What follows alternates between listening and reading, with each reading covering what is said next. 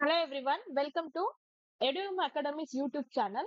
So நம்ம Eduum Academicன்னு சொல்லிட்டு ஒரு ஆப் இருக்குங்க. நம்ம ஆப்ல ஜிகேக்கான நோட்ஸ் பைலிங்குவல் ஒரே டாக்குமெண்ட்ல bilingual both Tamil and English அவைலபிளா இருக்கு. ஸோ நான் இப்போ ஸ்க்ரீன்ல காட்டிட்டு இருக்க இந்த நோட்ஸ் தான் அங்கேயுமே அவைலபிளா இருக்கும். ஸோ யூனிட் 1 நான் காட்டிட்டு இருக்கேன். ஸோ ஆல்ரெடி நம்மளோட யூடியூப் சேனல்ல யூனிட் 1, 2, 3க்கான வீடியோஸ் தனித்தனியா நம்ம போஸ்ட் பண்ணியிருக்கோம். அண்ட் நம்மளோட ஆப்ல பாத்தீங்கன்னா ஆல் டுகெதர் 10 யூனிட்ஸ்க்கான டாக்குமெண்ட்ஸ் வந்து நம்ம அப்லோட் பண்ணியிருக்கோம். இந்த டாக்குமெண்ட் உங்களுக்கு வேணுன்ற பட்சத்துல நீங்க பர்ச்சேஸ் பண்ணிக்கலாம் ஆப்ல. ஆப்பினுடைய லிங்க் டிஸ்கிரிப்ஷன்ல இருக்கும். ஸோ இன்னைக்கு நம்ம பார்க்க போறது நம்ம ஆல்ரெடி 1, 2, 3 பார்த்துட்டோம். ஸோ இன்னைக்கு நம்ம வந்து 4th யூனிட்டான இந்தியன் ஜியோகிராபிக்கல் ஃபியூச்சர்ஸ் பத்தி தான் இன்னைக்கு நம்ம பார்க்க போறோம். ஸோ இப்போ நான் காட்டிட்டு இருக்கிறது first யூனிட்கான notes.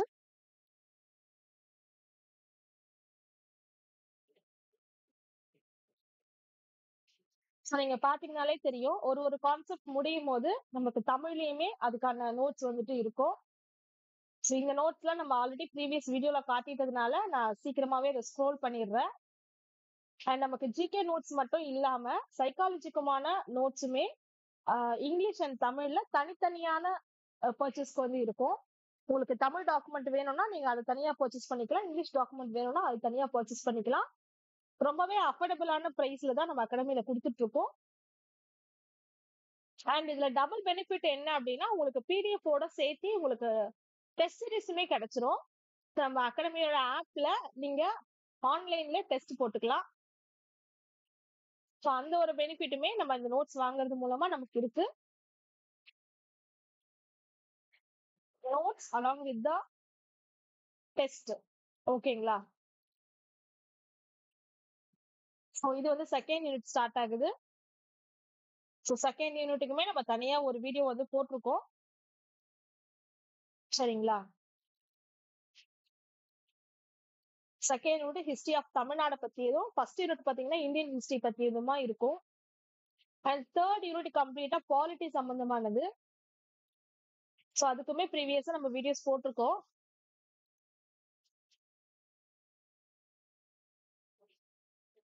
So second unit தான் இது ஃபுல்லாவுமே. அண்ட் ஒரு கான்செப்ட் முடியும் போதுமே நம்மளுக்கு தமிழ்லயுமே பாத்தீங்கன்னா அந்த நோட்ஸ் வந்துட்டு இருக்கும்.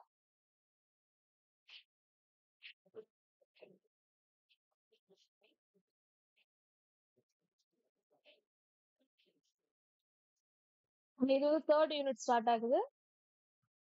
இந்தியன் பாலிட்டி பத்தியது. ஸோ இந்தியன் கான்ஸ்டியூஷன் பத்தி, directive principles of state policy, fundamental duties, fundamental rights, அப்புறம் பிரியாம்பல், இது பத்திலாம் நம்ம ரொம்ப விரிவா வந்து இதுக்கு முந்தைய வீடியோல நம்ம பார்த்திருப்போம்.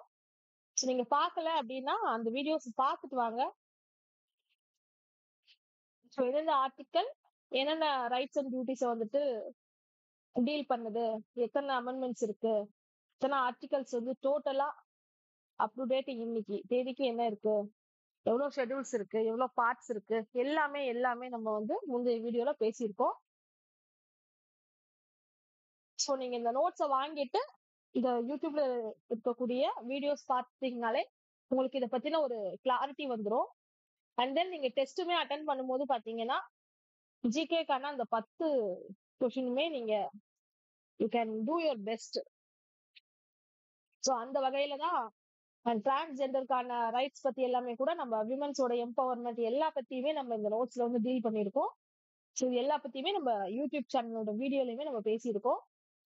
So coming back to today's session, இன்னைக்கு நம்ம யூனிட் 4 ஆன ஜியோகிராஃபி பத்தி தான் பார்க்க போறோம். ஸோ ஜியோகிராஃபி பத்தி பார்க்கும்போது பாத்தீங்கன்னா இந்தியா தான் வந்து பாத்தீங்கன்னா வேர்ல்டுலயே 7th largest country in terms of land. சரிங்களா? ஸோ இந்தியாவை நம்ம ஒரு சப்கான்டினென்ட் அப்படின்னு சொல்லுவோம். ஏன் அப்படின்னா ஒரு கான்டினென்ட்டுக்கு இருக்கக்கூடிய எல்லா ஃபியூச்சர்ஸுமே நம்ம இந்தியாவுக்கு இருக்கிறதுனால இந்தியாவை நம்ம ஒரு சப்கான்டினென்ட் அப்படின்னு சொல்லுவோம். இந்தியா அப்படிங்கிற ஒரு நாடு பாத்தீங்கன்னா 3 புறமும் பாத்தீங்கன்னா நீரால் சூழப்பட்டது. அண்ட் ஒரு புறம் பாத்தீங்கன்னா ஹிமாலயா மாதிரியான ஒரு மவுண்டெயினால சூழப்பட்டிருக்கும். அந்த ஹிமாலயா மவுண்டைன் இருக்கிறதுனால நமக்கு பாத்தீங்கன்னா அந்த நார்தர்ன் சைட்ல இருந்து வரக்கூடிய கோல்டு விண்டர்ல இருந்து நம்ம ப்ரொடெக்ட் பண்ணி கொடுக்கறது ஹிமாலயா ரேஞ்சஸ் தான்.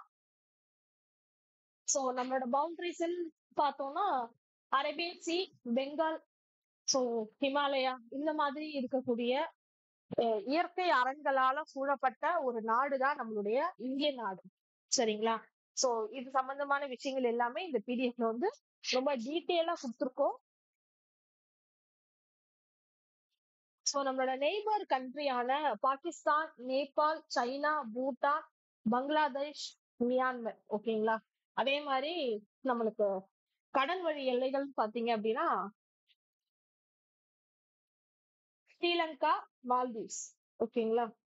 Next tectonic origins and plate movements பத்தின விஷயங்கள் எல்லாமே இந்த நோட்ஸ்ல வந்து கொடுத்துருக்கு. ஸோ நீங்க பாத்தீங்கன்னாலே தெரியும், ஒரு கான்செப்ட் முடிய அது தமிழ்லயும் நமக்கு கொடுத்துருக்காங்க. ஸோ இந்தியா கோண்டுவானா கண்டத்தின் பகுதி, ஓகேங்களா? இந்திய தட்டு வடக்கு நோக்கி நகர்ந்து யுரேஷியா தட்டுடன் மோதியதால் ஹிமாலய மலைகள் உருவானது அப்படின்னு சொல்றாங்க. நெக்ஸ்ட் பிசியோகிராபி டிவிஷன்ல ஒரு 6 இருக்குங்க. North eastern mountain, northern and north eastern mountain, northern plains, peninsula plateau, desert region, coastal plains, island. So இது எல்லாவற்றையுமே பாத்தீங்கன்னா நம்ம இங்க டீல் பண்ணிருக்கோம். அண்ட் மேஜர் பிசியோகிராபி ஃபியூச்சரான ஹையஸ்ட் மவுண்டைன் ஆஃப் இந்தியான்னு சொல்லப்படுற ஹிமாலயா பத்தின விஷயங்களும் இதுல இருக்கு. ஸோ ஹிமாலயா மவுண்டெயின்ல especially there are 3 parts: Himadri, Himachal, Shivaliks, ஓகேங்களா?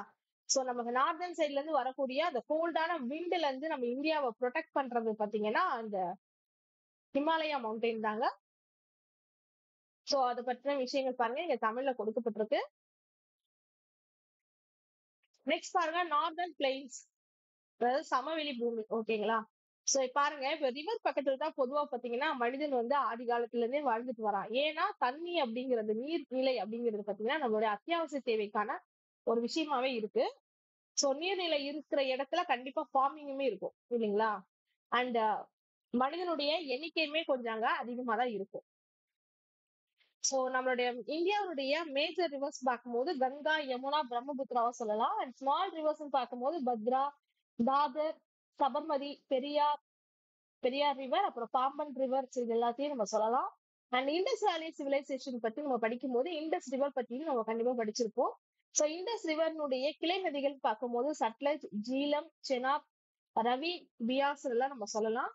அண்ட் தென் பாத்தீங்கன்னா காவேரி நதியை பத்தி நம்ம சொல்லணும்ன்றப்போ கரிகால சோழன் கட்டிய கல்லணை பத்தி நம்மளால சொல்லாம இருக்கவே முடியாது. சோ இன்னைக்கு வரைக்குமே பாத்தீங்கன்னா அந்த கல்லணை டேம்னுடைய கன்ஸ்ட்ரக்ஷன் பத்தி இது அதனுடைய என்ன மாதிரியான ஆர்கிடெக்சர்ல அவங்க ஸ்டைல்ல கட்டியிருக்காங்கன்றத பத்தின விஷயங்கள்லாம் இன்னுமே ரிசர்ச் வந்து போயிட்டு இருக்கு. சோ அந்த அளவுக்கான ஒரு கட்டடக்கலையில வந்து ஒரு சிறந்த ஒரு இதுவா வந்து தமிழ்நாட்டுல எஸ்பெஷலி சோழர்களுடைய காலத்துல வந்து இருந்திருக்காங்க. So coming back to the topic, peninsula plateau.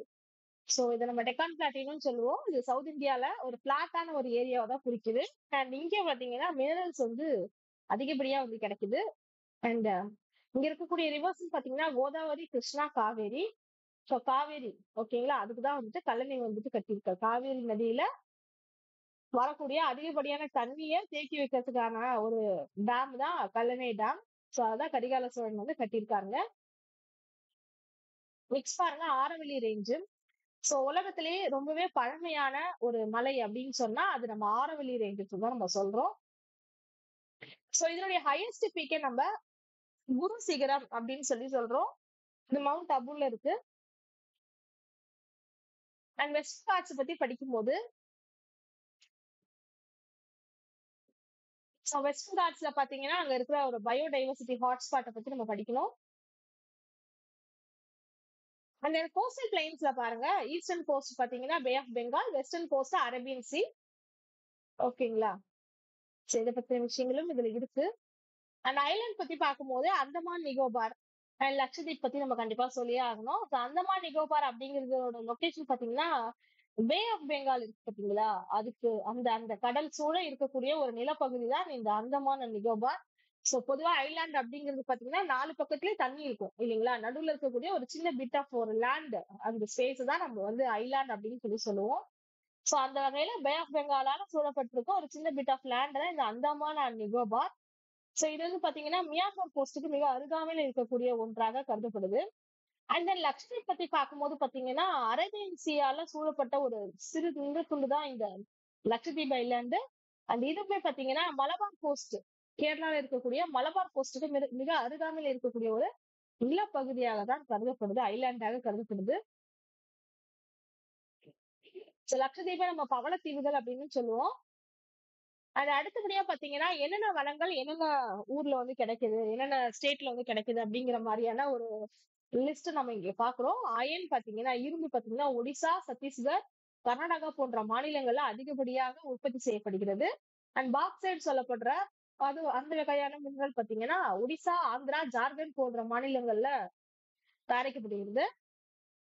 Copper பாத்தீங்கன்னா ராஜஸ்தான், மத்திய பிரதேஷ் போன்ற மாநிலங்கள்ல அதிகப்படியா தயாரிக்கப்படுது. அண்ட் தாமிரம், அததான் நம்ம வந்து காப்பர் அப்படின்னு சொல்லி சொல்றோம்.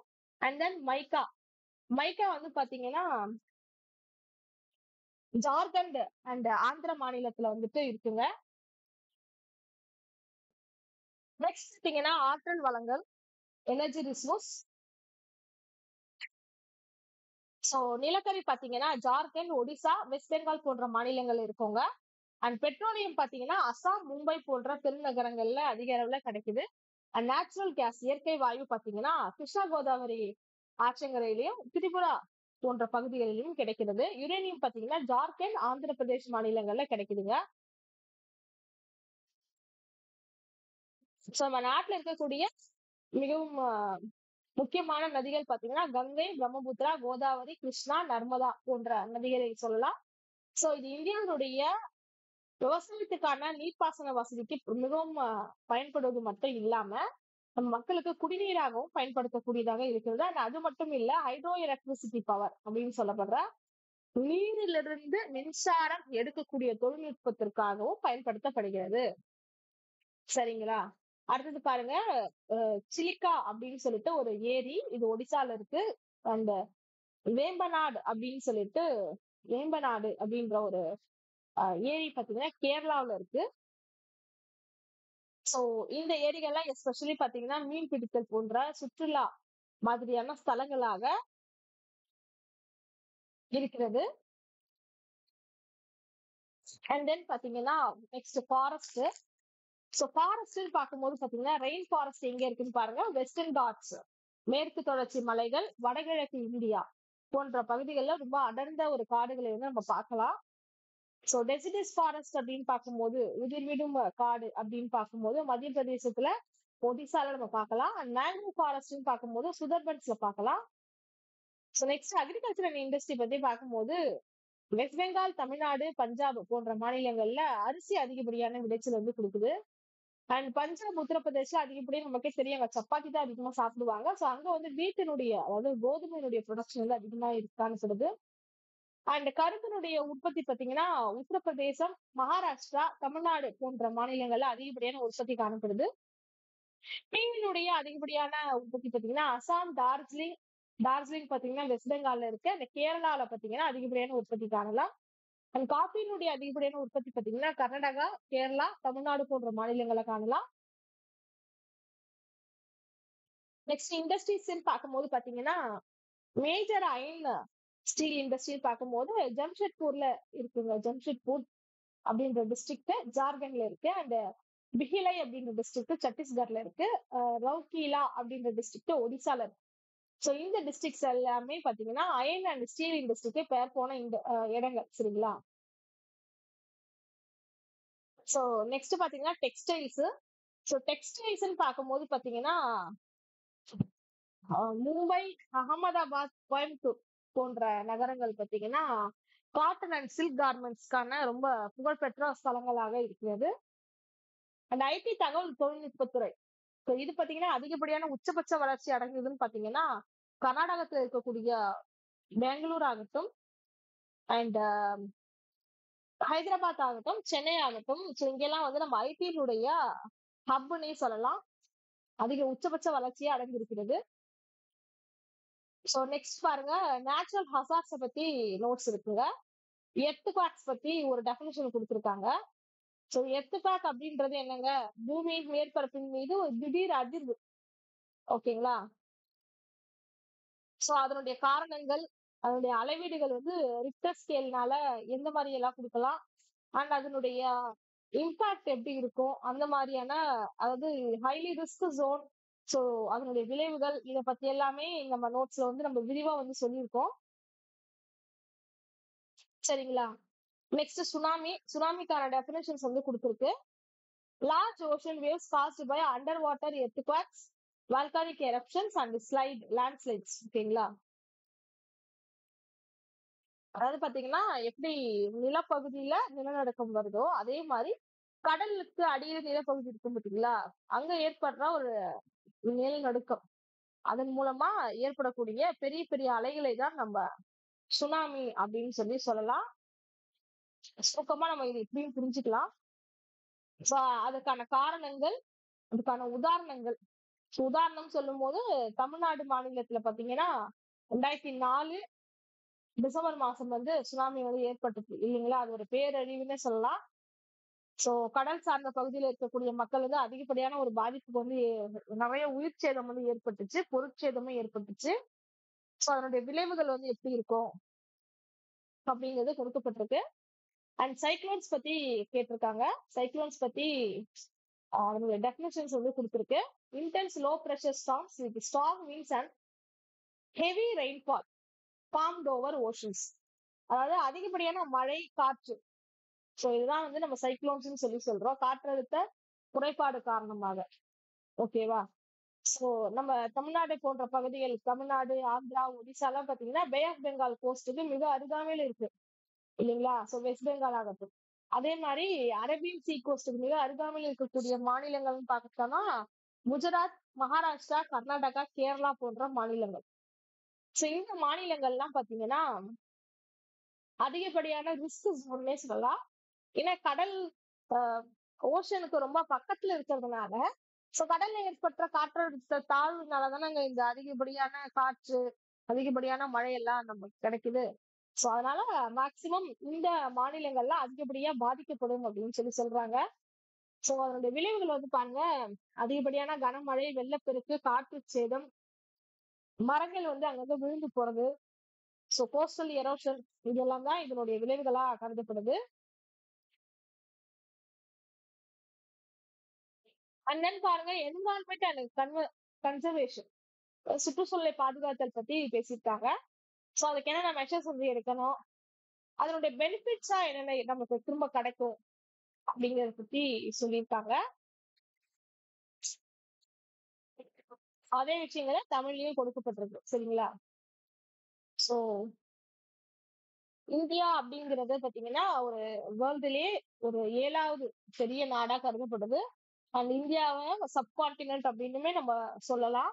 இந்தியால 3 பக்கமும் பாத்தீங்கன்னா நீரால சூழப்பட்டிருக்கும். அண்ட் ஒரு பக்கம் பாத்தீங்கன்னா ஹிமாலயா மவுண்டெயினால சூழப்பட்டிருக்கும். அண்ட் இந்தியாவுடைய லேண்ட் பவுண்டரின்னு பார்க்கும்போது பாத்தீங்கன்னா 15,200 கிலோமீட்டர்னு சொல்லலாம். And then total length of India அப்படின்னு சொல்லும்போது அந்தமான் நிக்கோபார் அப்புறம் லட்சத்தீவையும் சேர்த்து பாத்தீங்கன்னா 7,516 கிலோமீட்டர்னு சொல்லலாம். இந்தியாவில மொத்தம் 29 ஸ்டேட், 7 யூனியன் டெரிட்டரிஸ் இருக்குங்க. வேர்ல்டுலயே இருக்கிறதுலே ஓல்டஸ்ட் மவுண்டைன் பாத்தீங்கன்னா ஆரவல்லி ரேஞ்சஸ் தான். அண்ட் தென் நான் முன்னாடியே சொன்ன மாதிரி அந்தமான் நிக்கோபார் ஐலாண்ட் பாத்தீங்கன்னா பே ஆஃப் பெங்காலுக்கு இடையில வந்து இருக்கும். அண்ட் லட்சத்தீப் பாத்தீங்கன்னா அரேபியன் சீக்கு இடையில வந்து இருக்குது.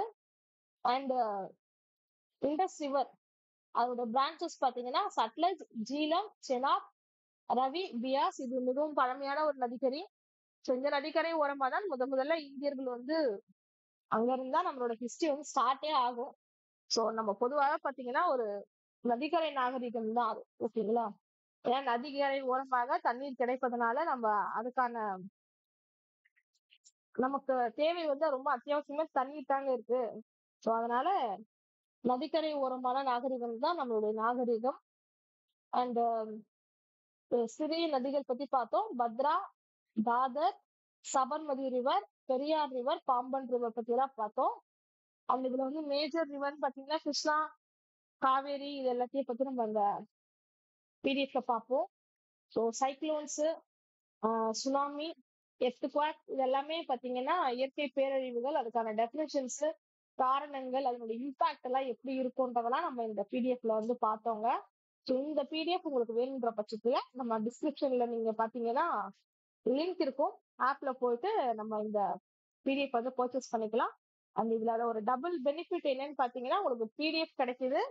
பிடிஎஃப்கான மீனிங்கே இப்போ நம்ம வீடியோல பார்த்துட்டோம். ஸோ வீடியோவும் நீங்க பார்த்துட்டீங்க. பிடிஎஃப் நீங்க வாங்கிட்ட பிறகு உங்களுக்கு டெஸ்ட் நெக்ஸ்ட் போடணும் இல்லைங்களா? ஸோ அதுவுமே இந்த பிடிஎஃப் வாங்குறவங்களுக்காக நம்ம அகாடமி பார்த்தீங்கன்னா ஆப்ல வந்து கொடுத்துட்டு வருது. ஸோ பிடிஎஃப் பர்ச்சேஸ் பண்ணிட்டீங்க ஒன்ஸ் அப்படின்னா உங்களுக்கான டெஸ்ட்டுமே அவைலபிளா ஆப்ல இருக்கும். ஸோ நீங்க டெஸ்ட்டை மல்டிபிள் டைம்ஸ்ல ஆன்லைன்ல நீங்க போட்டுக்கலாம். சரிங்களா? ஸோ ஃபர்தரா உங்களுக்கு ஏதாவது இன்ஃபர்மேஷன் வேணும் அப்படிங்கிற பட்சத்துல நம்ம அகாடமி நீங்க வந்து கால் பண்ணலாம். சரிங்களா? ஸோ அதுவுமே டிஸ்கிரிப்ஷன்ல உங்களுக்கு நம்பர்ஸ் வந்து அவைலபிளா இருக்கும். ஓகேங்களா? ஸோ நம்ம அகாடமியோட கான்டாக்ட் நம்பர் பாருங்க 6363048562. I'll repeat 6363048562. ஃபர்தரா உங்களுக்கு ஏதாவது இன்ஃபர்மேஷன் வேணும், இந்த எக்ஸாம் குறிச்சு ஏதாவது உங்களுக்கு கைடன்ஸ் வேணுன்ற பட்சத்துல நம்ம சப்போர்ட் டீம் உங்களுக்கு சப்போர்ட் பண்ணுவாங்க. உங்களோட டவுட்ஸ் நீங்க அங்க கேட்டுக்கலாம். Thank you so much for watching this video and extending your support towards our YouTube channel and our academy. So தொடர்ந்து கனெக்டடா இருங்க. All the very best for your exam preparation. So நீங்க சாதிச்சுட்டு comment செக்ஷன்ல வந்துட்டு உங்களோட வெற்றியை பகிர்ந்து கொள்ளுங்க. நாங்க வெயிட் பண்றோம் உங்களோட வெற்றிக்காக. Thank you so much and all the very best. Thank you.